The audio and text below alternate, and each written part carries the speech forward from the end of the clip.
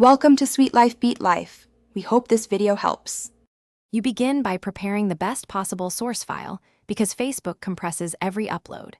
Choose your original at full resolution and export JPEG at about 90% or use PNG for line art so details survive.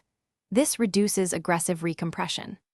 Once done, resize to Facebook's preferred width, for example 2048 pixels, rather than uploading overly large images that trigger stronger compression. Make sure to disable any mobile data saver or upload over stable Wi-Fi, since poor connections can force lower quality transfers.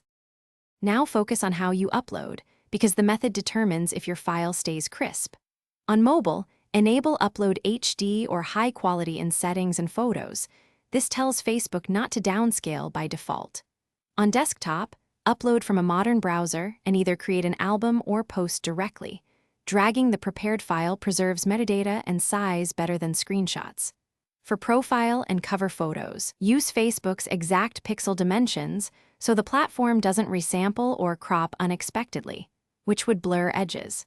Finish by verifying the uploaded image and applying quick fixes if needed.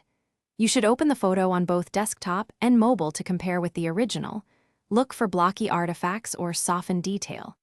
If you still see heavy compression, try re-exporting at a slightly smaller but Facebook-friendly width, or switch to PNG for graphics and text-heavy images to preserve clarity.